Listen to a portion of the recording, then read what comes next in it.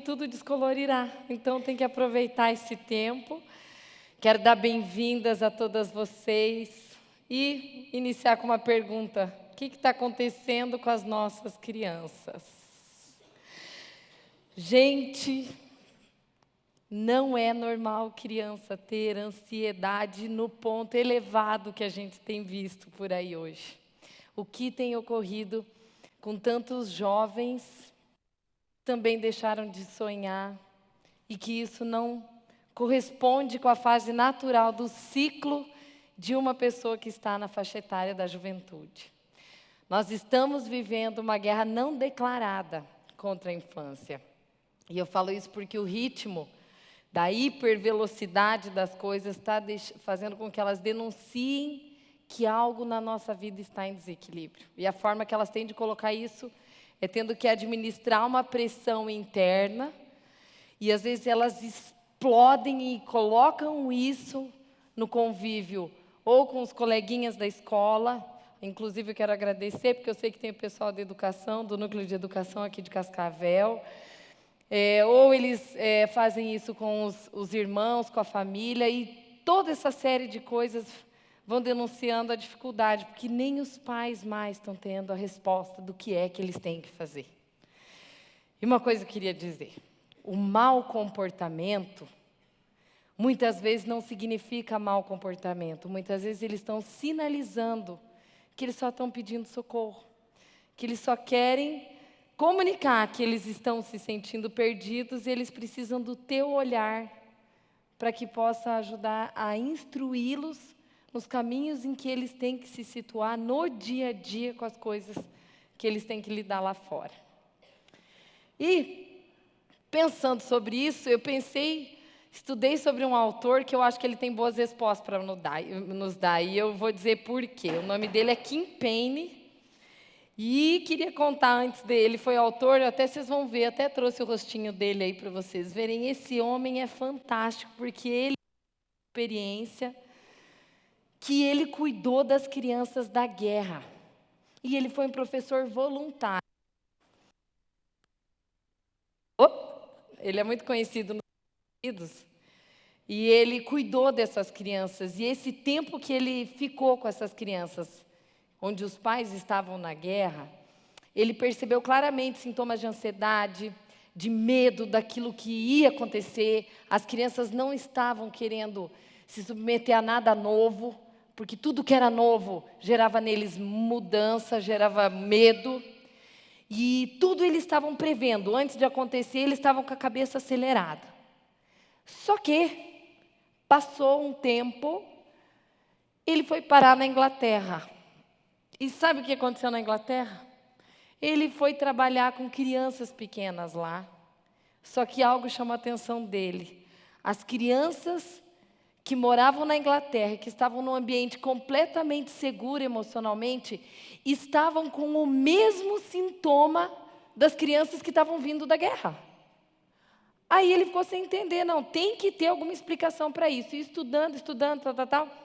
Ele chegou numa teoria, e que hoje ele fala que são os 4 pilares da educação moderna, porque ele fala que toda criança que tem algum sintoma de ansiedade, ela vai estar em contato com algum dos 4 excessos que eu vou falar agora. Ou ela vive excesso de opções, ou excesso de coisas, ou excesso de informações, que fica muito acelerado naqueles tablet, tal, muita informação o tempo inteiro, tal. E se você é uma mãe que não dá muita coisa para os seus filhos, que você controla, não é problema com excesso de opções, nem excesso de brinquedo, nem excesso de coisa, tal. Talvez você não vai fugir dessa, que o último pilar que ele fala é o excesso de situações relacionadas à rapidez. Esses dias, eu conversando com um menino, eu falei: que palavra que a tua mãe mais fala para você todo dia?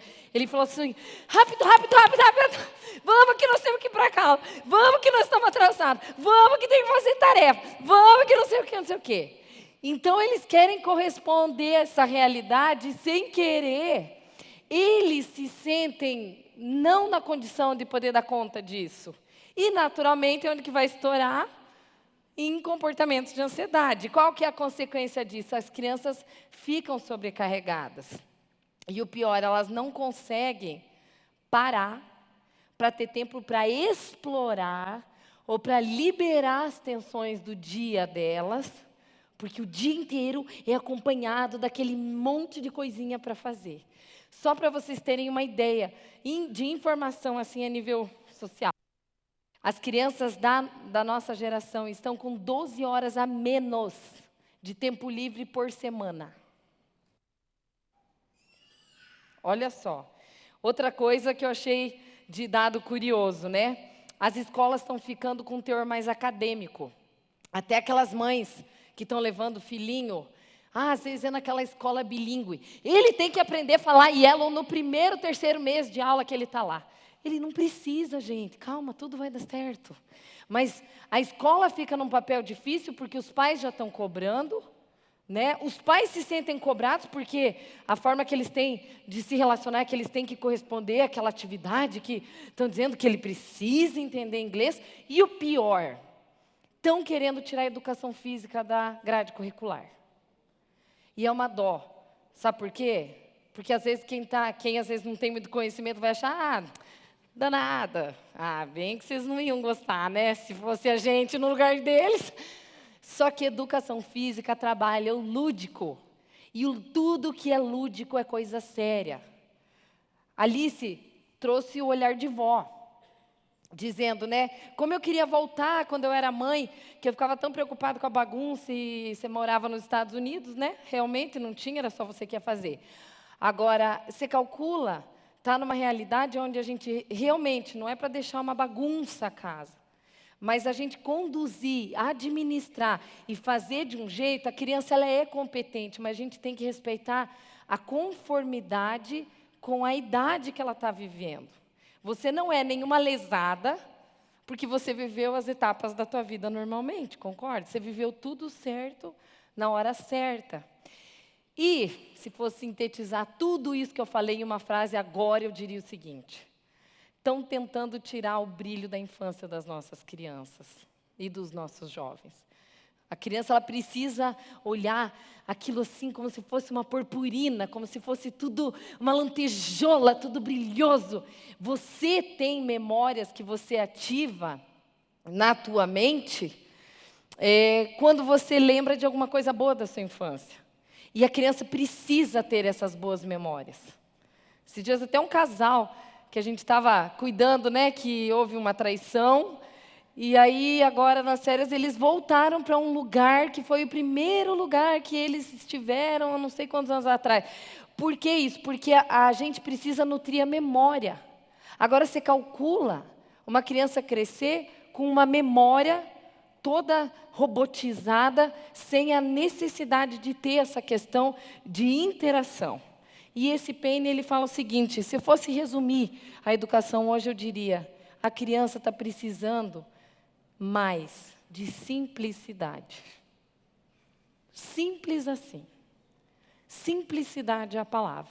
E eu até peguei uma frase dele aqui que ele disse assim, ó: imagine a sua vida com uma sensação de facilidade à medida que você começa a limitar as distrações e passa a dizer não para tudo que é rápido demais, tudo que é demais, tudo que é muito e tudo que é precoce demais.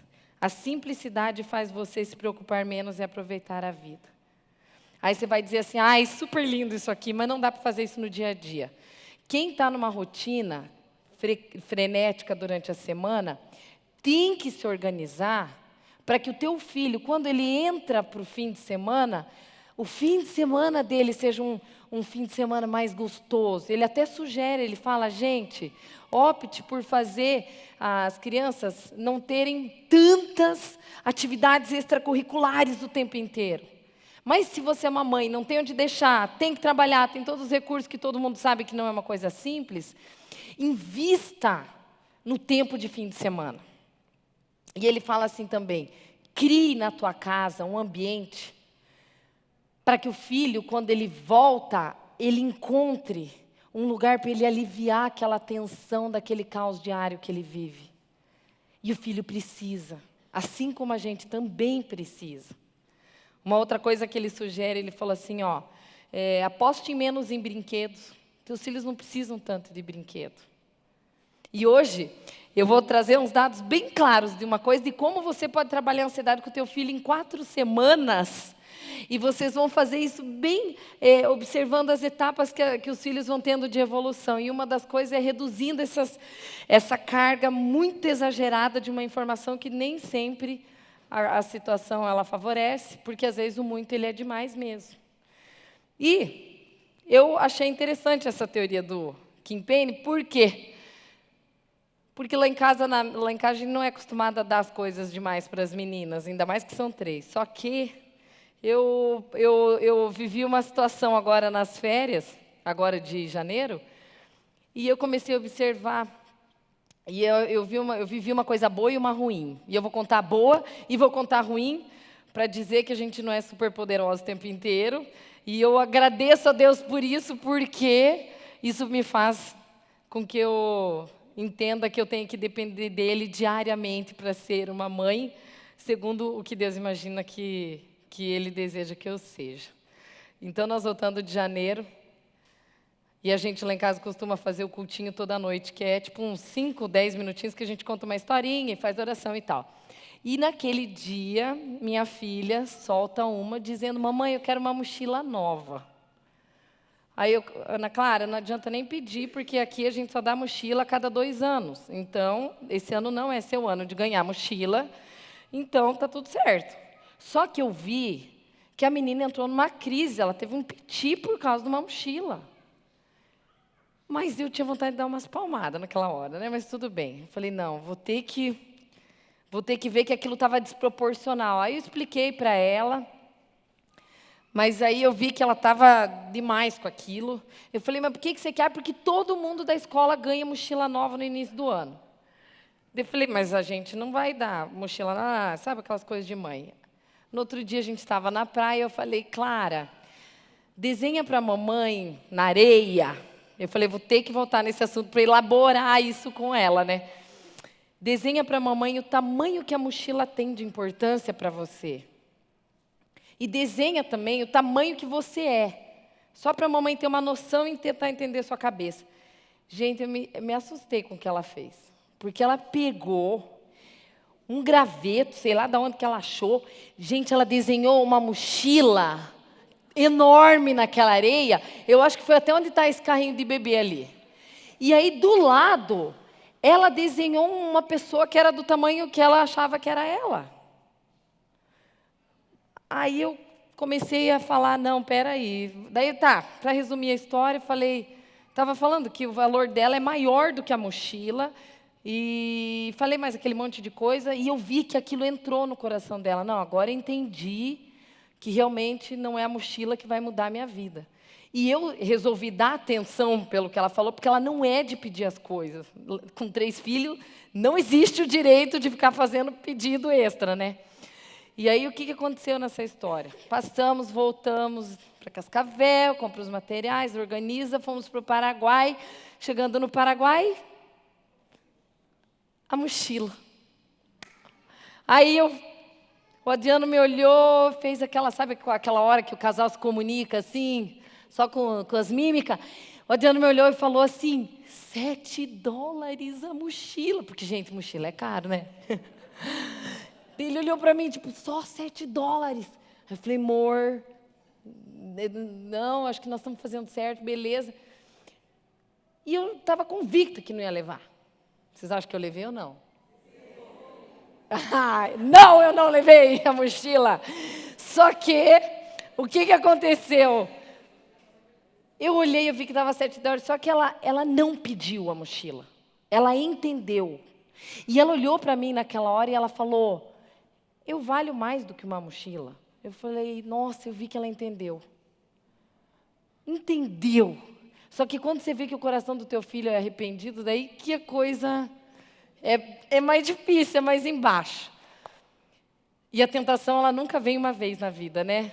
Porque daí eu olhei para ele e falei, vamos embora daqui, porque senão eu e você vamos cair na tentação. Minha sogra chegou.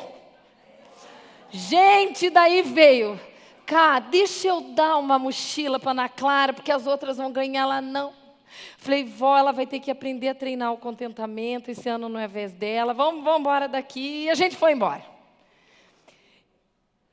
Eu tenho facilidade para dizer não para brinquedo, coisa e tal. Agora, aquela hora foi uma tentação moderna, moda antiga, né? Porque vocês sabem quais são as características de uma tentação? É A ao quadrado D. Quando você estiver passando por algo que é atraente, agradável e desejável, possivelmente você está passando por uma tentação. Quando a coisa não é lícita, né? E eu estou falando isso baseado em Gênesis. Mas estou contando isso daí por conta do quê? Aquela hora eu pensei, a gente vai ter que olhar e conduzir as crianças, porque mesmo que você seja uma mãe consciente que você não é de dar esbanjamento, mesmo que você seja consciente de não dar excesso de informação, de telecomunicação, essas coisas assim, de tecnologia, mesmo que você seja tudo, você não vai deixar de viver experiências aonde elas tenham que lidar com os nãos de você dar essas coisas. E a parte boa que eu passei foi que, voltando das férias, nós tínhamos uma TV a cabo que parou o serviço lá. E aí a gente tinha que contratar outra. Deu pau na internet. Crianças de férias. Vocês lembram que janeiro deu 2 semanas de chuva? Pensa só, né? Aí chegamos, não tinha nem internet, não tinha Netflix, não tinha a televisão, só estava naqueles canais básicos lá. E eu fui inventar de falar para o Adriano só fazer depois que voltasse as séries, porque eu queria tirar o tempo para estar com elas e ficar disponível.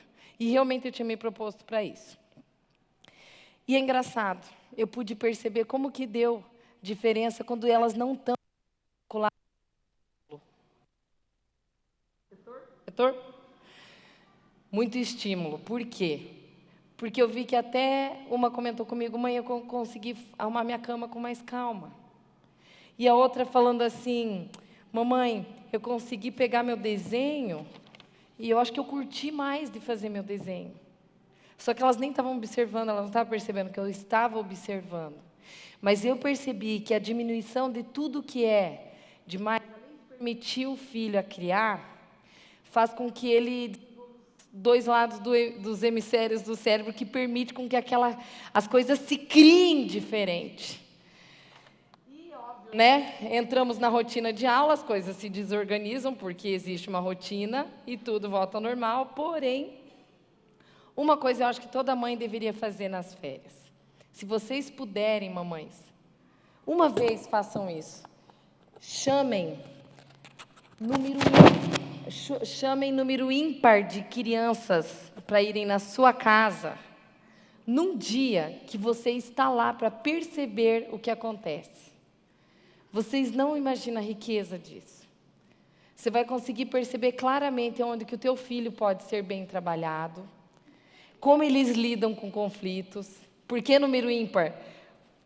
Porque a situação já diz, né? Número ímpar vai desorganizar, não vai deixar tudo organizado com um par.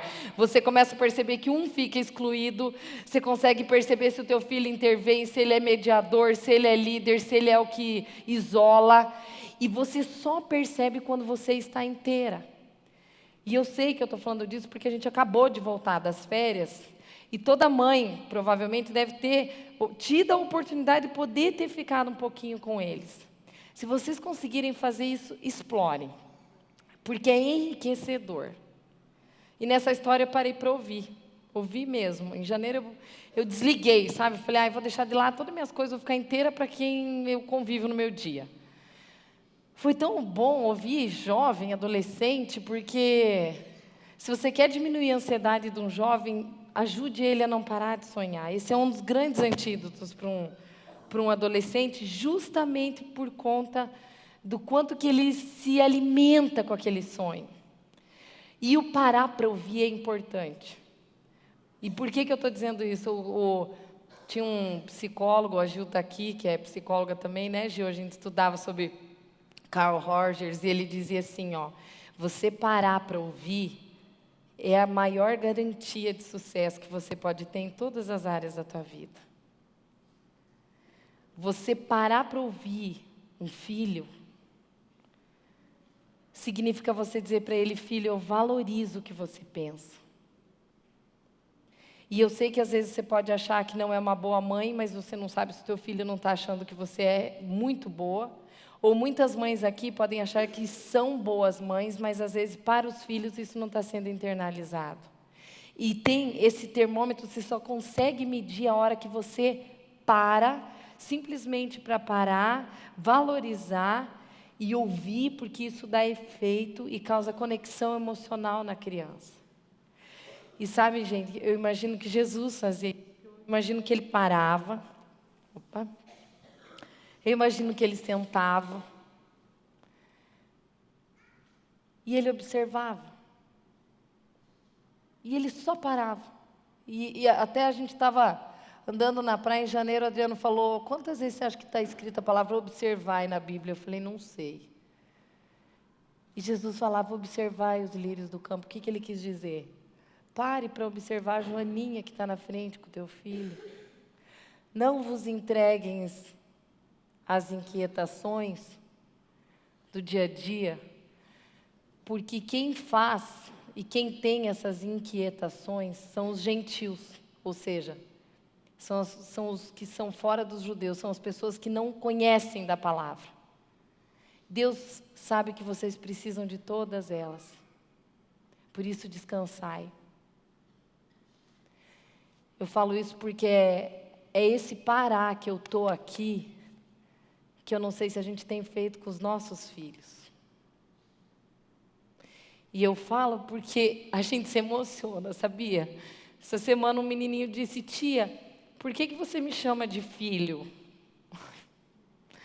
E daí eu falei, filho, é porque a tia te leva muito a sério, porque a tia aprendeu que quem cuida de uma criança, de Jesus está cuidando.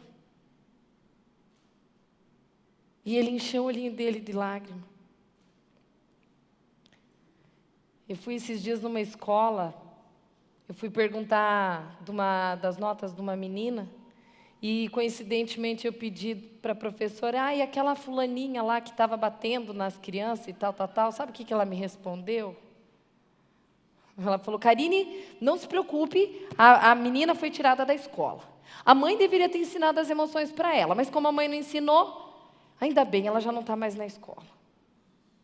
Gente, eu queria adotar a menina. Eu não conheço a menina, eu nunca vi a menina. Mas a minha vontade era de buscar essa menina, de acolher essa menina, porque eu imaginei a mãe batendo porque a menina não se comporta. Eu imaginei uma escola despreparada, porque a escola também está deixando de amar e olhar a criança como ela merece. Eu imaginei uma mãe cheia de trabalho. E eu fiquei pensando, quem olha para essa criança? E ela está batendo nas crianças, e quem me tira da cabeça que não seja o pedido dela dizer, por favor, alguém pare para me olhar. E quando a gente está lá na clínica, e você entra e ouve as criancinhas falando, gente, não tem como a gente não se apegar, porque a Gil tem mais experiência com crianças do que eu, né, Gil? Você lida bastante com crianças. A gente convive. E a criança é uma coisa mágica, porque você consegue entrar, você permeia, você invade o coraçãozinho, e eles são abertos para ouvir. É uma coisa gostosa. E quantos de nós,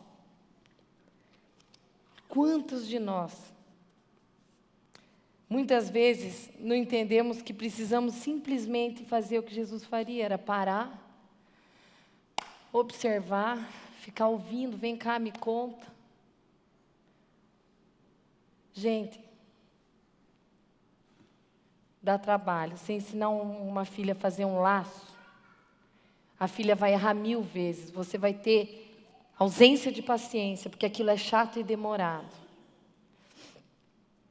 Quem aqui, levanta a mão honestamente, quem ensinou filho a fazer laço no cadarço? Foi rápido? Simples? Frustrante?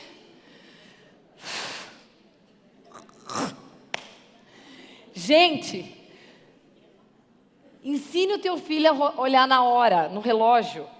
Meu Deus do céu, parece que eu falo grego. Porque como que eu vou explicar para uma criança que o número 11, uma hora é 11 e outra hora é 55? Entende? Entenderam, né, o que eu quis dizer? Como que é tipo lá no 3 lá? Uma hora é tipo 3 horas e outra hora é 10 e 15. Como que é 3 e uma hora é 15? É um malabarismo. Só que isso exige da gente realmente paciência. E às vezes a gente não está com toda a paciência do mundo. Mas a criança, ela merece. Porque é daqui que sai a identidade. E se dedique nos 12 primeiros anos, depois você vai ter um pouco mais de tranquilidade. E eu falo isso porque nós precisamos agora cuidar um pouquinho mais, gente, do nosso discurso materno. Existe poder enorme no discurso materno. E eu falo isso porque a gente, além de ensinar a emoção das crianças, a gente precisa também cuidar da nossa. E por que eu estou dizendo isso? Pode colocar ali o próximo slide. Peguem aqui uma mamãe, por exemplo, que ela chega para um filho e ela diz assim: filho, estão vendo que tem uma manchinha na barriga aqui da bonequinha? Filho, você é ansioso. Gente, qual é o efeito que você acha que uma criança, ouvindo isso, não cria na mente dela na fase de vida futura dessa criança? Quanto você acha que ouvir isso não interfere? E eu falo isso porque a hora que ela quiser tirar essa manchinha, às vezes não sai. Porque ela já incorporou aquilo de tal maneira que essa roupagem virou a identidade dela. E isso não caracteriza, por isso que a gente fala: eu estou ansioso. Não, o seu filho não está ansioso, ele pode... Todo filho, uma hora, vai apresentar sintomas de ansiedade, porque ele está, mas ele não quer dizer que é. Porque estão querendo medicar a criança com 8 anos de idade, com ansiolítico. Com 6, alguém disse ali, que provavelmente deve ser alguém que está lidando com criança. É professora? Confirma, né? Então, você veja, não é treino de emoção, é treino, é o que eles estão tendo lá embaixo. E ontem eu pedi para minha filha escolher uma boneca, e ela me trouxe essa daqui, e eu falei, perfeito, porque eu queria, porque ela colou durex na menina, e ela nem sabia por que eu ia usar, mas sabia que aquilo funcionou, porque eu vou para um outro extremo. Talvez você não seja a mãe que vai falar para o seu filho: você é ansioso, porém... Você vai ser aquela mãe que diz assim: meu filho não dá trabalho. Vamos para o outro extremo, certo? Eu diria o seguinte: gente, até mesmo aquele filho que não dá trabalho, não significa que você deva perder o olhar para aquela criança. E falo isso porque, queridas mamães, muitas vezes esse relato é verdadeiro.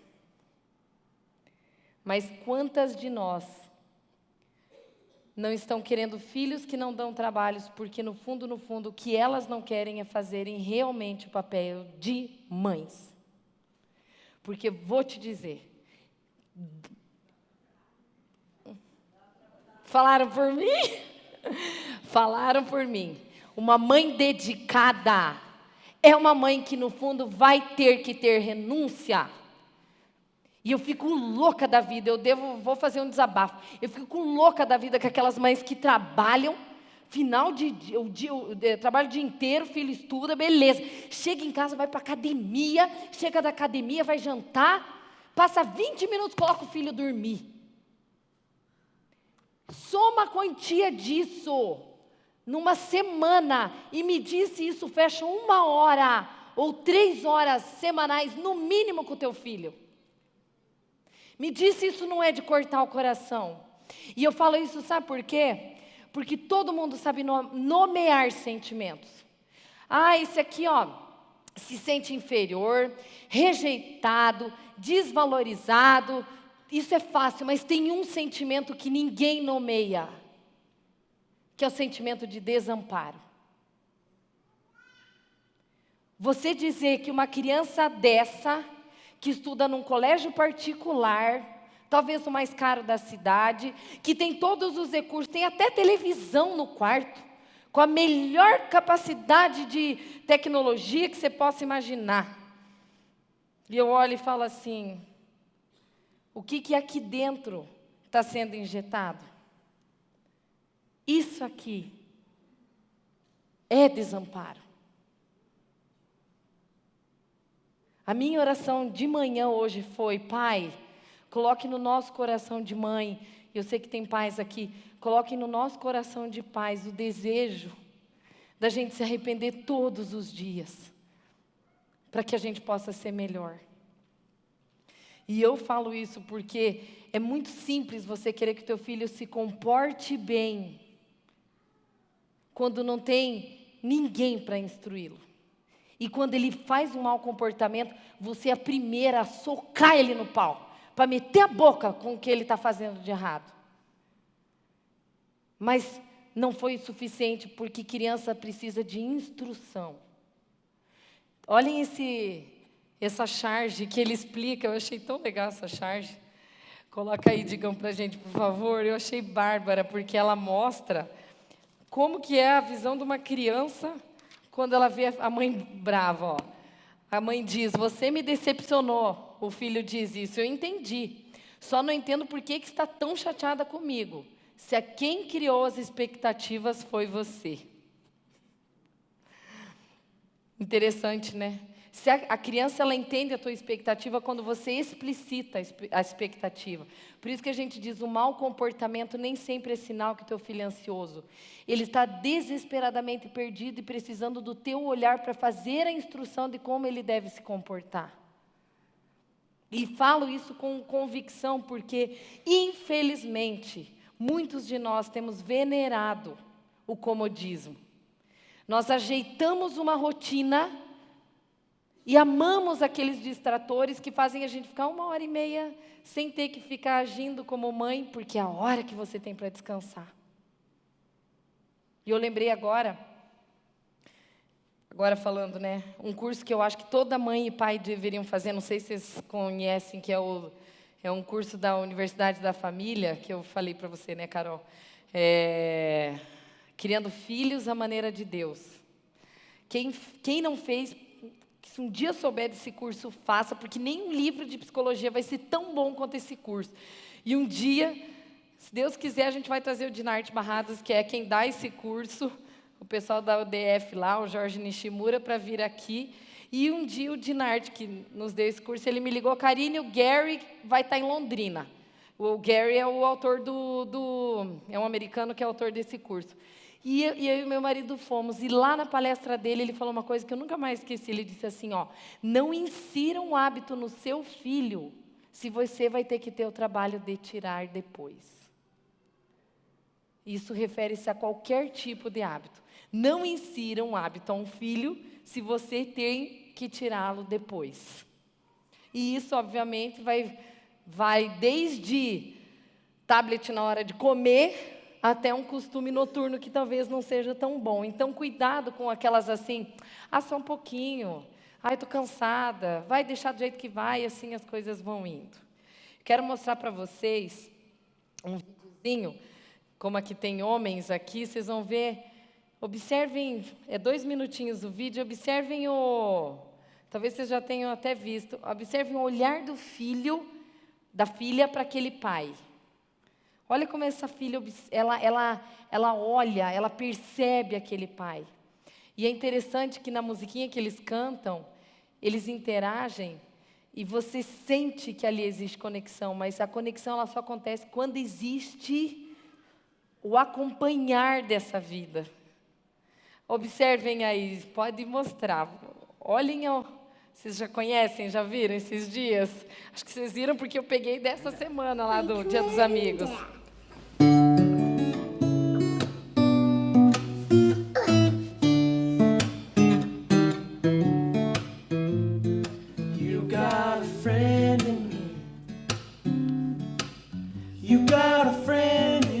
Olha o pezinho dela. Olha ela olhando para ele.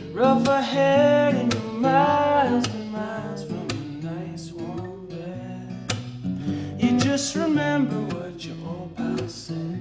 Yeah, you got a friend in me. Girl, you got a friend in me. This is the second verse. I'm doing the second verse. Quanto tempo que eles não devem ter levado para ensaiar? E isso passou tempo, dedicação. You got troubles, I got them too. There isn't anything I wouldn't do for you. We stick together, can see it through. 'Cause you got a friend in me. Yeah, you got a friend in me. Some other folks might be a little bit smarter than I am, bigger and stronger too. But none of them will ever love you the way I do. It's just me and you, girl. And as the years go by, Agora a tradução é errada, ó. Friendship will never Essa die. relação nunca vai morrer, é isso que ela disse. You're gonna see it's our destiny. Esse é o nosso destino. You got a friend in me. You got a friend in me. Yeah, you got a friend in me. Ai, que gostoso, né? É bom ouvir uma musiquinha, né? Coisas que ajudam uma criança a estar menos ansiosas. Duas coisas. O tempo de silêncio que aquieta a mente. E o complemento do que nós falamos no mês passado, que é o estímulo à gratidão. Então, deixa eu falar um pouquinho rápido desse tempo de quietude. Eu vou dizer o seguinte, o silêncio, ele reorganiza os pensamentos. Hoje eu conheci um guri que eu achei ele bárbaro. Sabe aquele piá que você bate o olho e você fala, esse guri promete. E aí ele, falando as coisas da vida dele e tal, aí eu falei, nossa, que tirada que o pai dele teve sem saber. O pai dele, ele teve uma ideia muito boa, o piá tem 18 anos e vai montar uma empresa e o piá é inteligente. Ele me deu uma aula de economia que eu fiquei de boca aberta. E aí eu falei, mas quando que você teve essas ideias? Ele falou para mim, é que meu pai me manda cortar grama, e aí naquela hora foi a hora que eu tive a ideia. Olha que coisa boa. Mas você gosta de cortar grama? Ele falou, eu odeio cortar grama. Eu odeio. Eu falei para ele, eu odeio varrer o pátio, porque minha mãe mandava eu varrer o pátio. Ele falou, e eu odeio cortar grama. Então são dois. Mas era lá que a gente tinha os pensamentos. E foi daquele tempo de quietude, de silêncio, que a mente dele foi criando, e o guri vai ser bom. E parabéns, vem de uma família excelente também, uma família dedicada. E digo isso por quê? Porque esse tempo de quietude, senão a criança fica com a mente acelerada. E criança com mente acelerada, a primeira coisa que você vai saber, ela é insatisfeita, ela não consegue desenvolver a gratidão, ela não tem tempo para criar ou sonhar, e ela não consegue estar presente no que ela está fazendo. Ela está almoçando com você, mas a cabeça dela está no que ela vai fazer depois. E eu falo mais. Esse tempo de quietude na mente ajuda a reorganizar o pensamento, mas eu não me refiro ao tempo de quietude no quarto sozinho, no telefone, e também no celular, e também não me refiro ao fato de estar sozinho vendo Netflix. Eu estou falando do tempo de criar. E eu falo isso porque por esse tempo de criação, eu fiquei pensando em algumas coisas. Uma delas foi, observei, que mães ansiosas sorriem menos. É uma percepção. Outra coisa que eu percebi, que eu acho que é válido de falar. Sabe quando que você percebe o nível de ansiedade do teu filho? Quando você vê ele comendo. É um bom lugar para você medir. Se o filho está aqui comendo, mas está com o olho aqui no arroz, mas de olho no bife, você pode saber que ele está com a mente acelerada lá na frente. Se é aquela pessoa que é muito seletiva, sabe, aquele filho que ele seleciona o que ele quer porque é só o que é bom, pode saber que ele está revelando que ele está seletivo demais nas atividadezinhas dele, que aquilo pode ser ampliado. E se você é uma mãe que tem consciência desses traços e percebe que ele está ansioso, começa a presentificar, coloca ele no presente do que ele está fazendo. Você fala, filho, vamos cheirar, cheira, toca, sinta, ouça. Isso quer dizer um break, é uma hora para você parar e colocar a pessoa conectada com o que ela está lá vivendo naquele momento. E exatamente, isso satura a mente, e a criança não absorve coisa nova. E por último, gente, dessa noite, como é que eu ajudo um filho se eu realmente percebo que ele está assim? Quem teve no mês passado, levanta a mão, só para eu ter uma ideia. O pessoal que estava aqui o mês passado, vocês viram que a gente passou um triângulo, que era mais ou menos uma base para você ter uma ideia. Você consegue colocar para mim, Digão, por favor? Vocês vão ver ali que a gente consegue medir a ansiedade do teu filho pela quantidade de gratidão que ele tem com as coisas. No mês passado, a gente passou isso dizendo o seguinte: os nossos filhos são treinados, querendo ou não querendo, por nossa vontade, a executar o prazer. E a nossa missão para diminuir a ansiedade é você fazer esse filho chegar no último nível, que é o grau de contentamento. O que é o contentamento? É aquela característica que a gente não nasce, mas é quando acontece coisa ruim. Quando ele tem que se contentar quando a coisa não está boa. Só que o filho, ele não faz isso de uma hora para outra. A alegria e a gratidão, isso tudo são os níveis de alegria, tá? O filho vai ficar feliz igual, não muda. Mas quando vou dar um exemplo aqui de brinquedo. Qual desses níveis você acha que um brinquedo pega numa criança? Ele atinge qual desses níveis? Ele atinge o nível do prazer, da alegria, da gratidão ou do contentamento? Do prazer, exatamente. Por quê? Porque o prazer estimula a recompensa. Aí seu filho quer a LOL, quer o Shopkins, Polly Pocket. Não é assim? Quem passou, tenho certeza que algumas de vocês devem ter passado com a história da figurinha da Copa. Eu vi, minha filha não estava tendo contentamento, porque a gente só dava uma figurinha por semana. Um pacotinho por semana e cada filha recebia um pacote. E aí ela ficou chateada um dia. Eu falei, filha, a mãe não é obrigada a te fazer feliz. A mãe quer te dizer que a graça do álbum não está em terminar, está em você sentir a graça de poder ir completando. Essa que é a graça. Só que assim, é um treino contínuo, você tem que fazer isso direto. Não é uma coisa que você ensina hoje, achei que ele entendeu, amanhã eu não preciso ensinar. Isso tem que ser quase todos os dias, dependendo da necessidade, com aquilo que ele te traz. E uma coisa eu digo, né, esses brinquedos eles estimulam a quantia. Se você vê videogame é a mesma coisa. Você joga, se você atingir 10 mil pontos, você ganha um outro personagem. Porque daí vai estimulando quantia. E quando estimula a quantia, eu estimulo o prazer. Se eu estimulo o prazer, eu faço você consumir mais. Só que eu fiz o teste. E não adianta você dar um sermão no teu filho para dizer o quanto que ele tem que ser grato por isso, porque não vai dar certo a sua teoria. Por isso que a gente montou esse negócio de você trabalhar essa emoção com o teu filho em 4 semanas, porque ele não vai desenvolver contentamento, ele vai ficar morrendo de raiva de você, porque você não deu o que ele queria, e mesmo que ele seja muito compreensivo, ele vai ficar emburrado.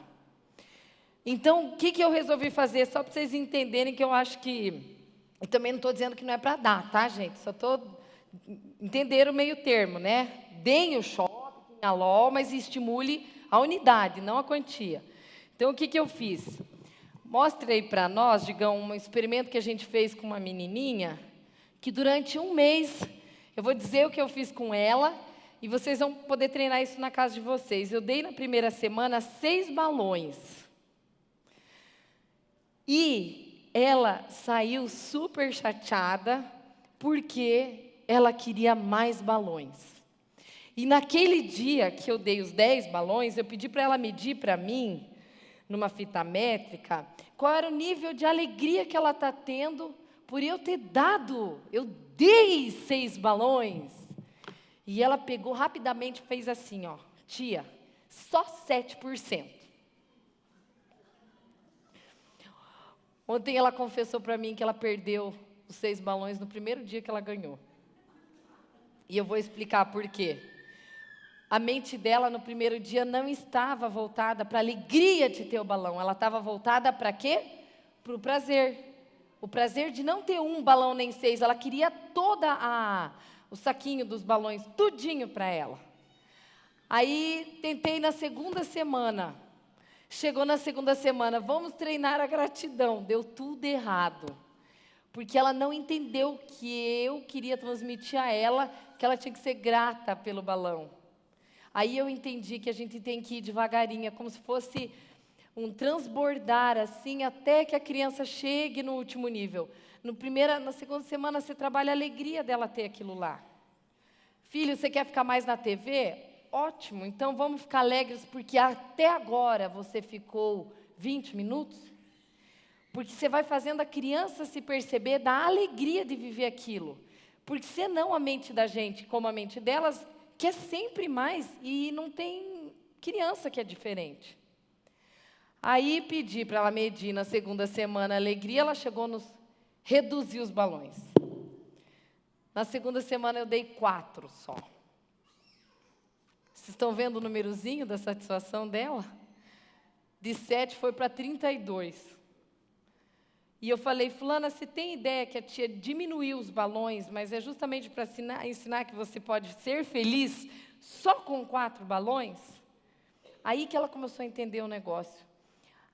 Aí fomos para a terceira semana, reduzi mais balões, dei 2 balões. Fui tirando de 2 em 2. Ela foi para 60. Coisa curiosa. Aquele dia ela entendeu o que era gratidão por ter apenas 2 balões.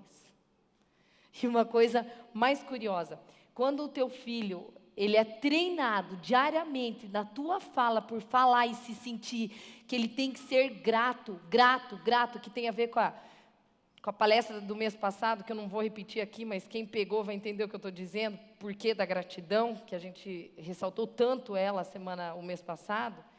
Você consegue ter um filho que não é insatisfeito e, consequentemente, tem uma mente menos acelerada e menos ansiosa. Por último, chegamos na 4ª semana. Não dei nenhum balão. E o contentamento você treina quando acontece algo ruim. E sabe o que ela fez? Tia, me dá a fita métrica, ela já sabia que eu ia fazer. Tia, eu mesmo vou dar minha nota. Ela deu nota 100, mas eu acho que não é nota 100. Porque o 100 é quando já atingiu tudo, né? Eu coloquei 93 aí. Por quê? Porque eu entendo que o contentamento ele tem que ser realmente uma constante. Aquele dia ela entendeu que ela poderia ter pouco balão, nada de balão, 2, 4 ou 6 balões, mas que ela deveria se alegrar. Que é a mesma coisa que a Cinderela fez para lidar com a ansiedade dela. Ela tinha gratidão, mesmo quando ela tinha que arrumar aquela casa. Ela tinha gratidão, mesmo quando ela tinha que cuidar daquelas irmãs dela que provocavam ela o tempo todo. E foi a gratidão dela que fazia dela um pouco mais tranquila. 8 anos. 8 anos a criança. Ela está me pedindo aqui, que idade tinha a criança? Gente, com adolescente não é diferente. Só que é bem mais difícil. Porque o adolescente ele é metralhado diariamente com isso. Por isso que não dá para a gente desconectar. Por isso que não dá, mães, para a gente venerar a preguiça, o comodismo. A Bíblia ela é muito clara. A sua preguiça certamente fará você empobrecer. A preguiça de você levantar, se dedicar, contar, trabalhar em cima de um triângulo, fazer o que você quiser, isso aí está totalmente relacionado com o fator de você ter menos trabalho. Porque se você tem preguiça para educar um filho, por pior que seja a situação, eles vão estar emocionalmente empobrecidos para lidar com a situação do dia, da vida. Vocês não tiveram preguiça para estar aqui. E que vocês possam lembrar de fazer aquilo que Jesus fazia, que era simplesmente sentar, observar. Eu estou vendo tanto homem aqui, gente, é tão gostoso esses paizinhos aí que estavam com as filhas, eles gravam a tua comida, por mais que você só sabe fritar ovo. Mas essa conexão não pode deixar de acontecer. E eu digo isso porque o tempo de silêncio de gratidão, eles realmente são os antídotos para acalmar a mente de uma criança. E um adolescente, quando ele é ouvido, é um desafio ser mãe de adolescente. Mas quando você consegue ter o coração do teu filho para poder liberar o que ele sente para você, pode saber que você ganhou um prêmio. Um prêmio. Que você não esqueça a historinha do observai aqui. Que você vá com ela para a tua casa. Esquece tudo que nós conversamos, mas lembre que Jesus levava a criança a sério. E ele dizia: aquele que recebe uma criança, a mim está me recebendo. Eu vou para os encerramentos. Queria contar para vocês. Quero agradecer a doutora Luciane Hipólito, que está dando um jeito aqui na minha pele. Quero agradecer a loja Florenza, que me veste. Quero agradecer a Mari do HS, que arruma meu cabelo. Mas quero dizer que em setembro já vão avisando as amigas que nós teremos uma pessoa muito querida aqui com a gente. E algumas de vocês não conhecem Helena Tanuri, né? E aí eu trouxe para vocês terem uma ideia, porque eu sei que muita gente está mandando recado de cidades vizinhas, como é que a gente faz para estar aí, não sei o quê. Quem é de fora, sintam-se convidados para vir. Estão pedindo se cobra. Não, a gente não cobra, a gente está aqui de coração por vocês. Só que vocês vão conhecer quem que é Helena Tanuri em 1 minuto e meio. Você coloca ela, Rodrigo, para a gente, só para vocês terem ideia. O Lúcio é o marido dela. Gostei tanto desse conteúdo que eu falei com o Lúcio agora essa semana, o marido dela. Falei: Lúcio, traz esse DVD que esse é para mim, para eu poder usar nas terapias de casais, porque é tudo cena da vida diária da gente, né? Gente, avisem as suas amigas, se conectem, porque realmente, para tê-la aqui é um prazer para a gente. Vocês vão ver que é um tempo precioso. Isso no mês de setembro. E a próxima palestra nossa de agosto vamos ver se vocês se identificam com o nome. Quando a gente se cobra demais. 30 de agosto, conforme a Alice está falando aí. E essa vai ser para casais. Vou dar uma dica só, tá? Que horas, não vou responder, mas vou perguntar. Que horas vocês acham que um casal super responsável faz amor?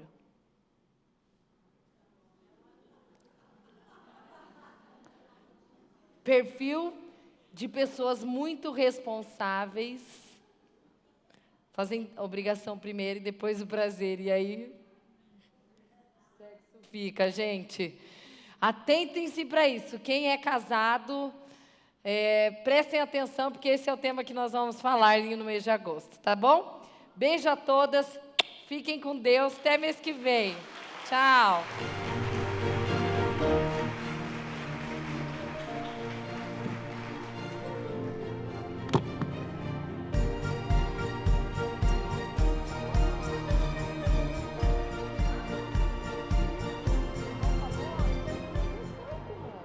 Igreja Presbiteriana Central de Cascavel. Localizada no centro da cidade, IPCC é uma igreja em movimento, uma comunidade alegre, de discípulos e discipuladores que cresce a cada dia. A IPCC é pertencente à Igreja Presbiteriana do Brasil, denominação presente no país há 157 anos. Um pequeno grupo de pioneiros plantou a semente do que é hoje a IPCC. 50 anos depois, a igreja cresceu junto com a cidade. Uma igreja ativa, todos os dias. Os momentos de celebração na Central reúnem pessoas de todas as idades, expressam a alegria de pertencer a Cristo. Durante toda a semana, a IPCC se reúne em vários SICs, as células da Igreja Central. Nas células acontecem estudos dinâmicos, fortalecimento de verdadeiras amizades e, principalmente, transformação de vidas.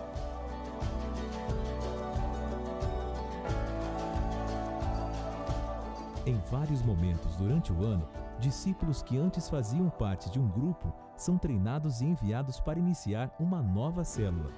Através das células, muitas pessoas têm experimentado do amor de Jesus e têm as suas vidas transformadas. Todos os dias, a equipe ministerial da Central desenvolve trabalhos de coordenação e expansão de todas as atividades da igreja. Aulas e materiais de ensino são preparados. Novos projetos são elaborados pela liderança.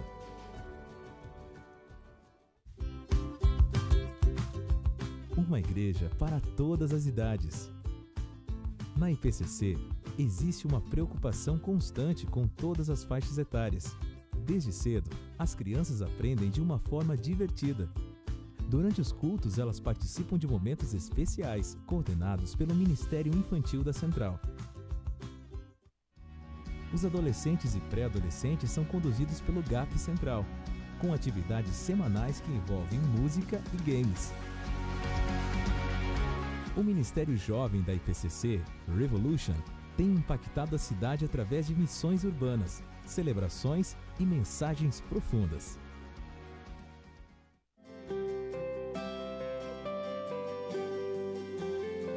Nas áreas musical e teatral, a IPCC busca transmitir a essência do amor de Deus, através de bandas, corais, trios e solos.